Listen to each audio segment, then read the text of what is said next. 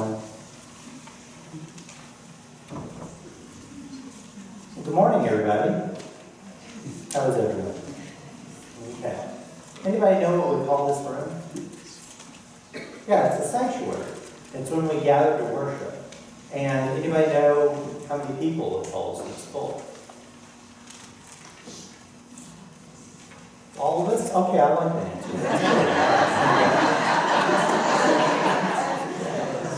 I was thinking more literally. There's a sign in that room out there, which is known as the narthex, that says, according to our fire code, how many we're supposed to have in here to be saved.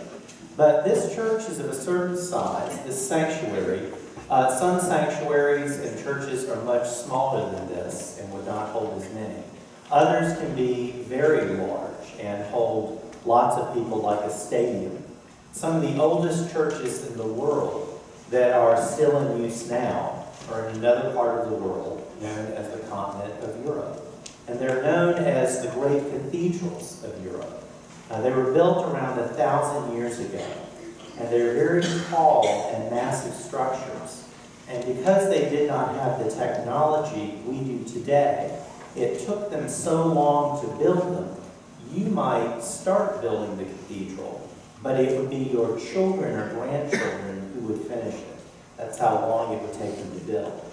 And in the sanctuary area of those cathedrals, it's as large as a football field. It's very big.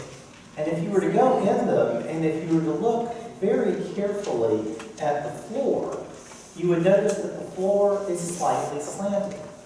That's because when they were first built, you didn't have other tall buildings or skyscrapers around because it was too hard to build. You just had small homes and cottages. So the cathedral would have towered over everything else in the area. And they used it for things other than just worship. They'd worship on Sunday, and when they worshiped, they would stand. They didn't have pews or benches or anything like that. And on other days of the week, they might use it for other functions. On Saturdays, for instance, they would use it for market, where farmers would come in with the produce or the things that they had grown, and they'd sell that to other people. And in addition to having vegetables and things like that, some people may also bring in chickens, or bring in goats, or sheep, or other things like that to sell. Now, in the sanctuary, in the front part of the sanctuary, this is known as the chancel area. And in the chancel area, you have the altar, which is where we put things that are very, very important to us. And so today, we have the communion elements. We have the chalice with the juice, and the paten that has the bread on it. And that would have been true back then as well, too. You would have had the altar up front, but they would have left some of the bread, and it would have been wine at that time, up there all the time. So it was a very special and sacred area. But what happens if you have market in the sanctuary on Saturday, and people are selling produce, and people are selling livestock? What happens if a goat, maybe, wanders away from somebody who's selling goats and goes up to sniff on the altar? What might happen? We may tickle on it, okay? And that would be really bad. So they decided they needed to develop some way to prevent that from happening. So what do you suppose they did?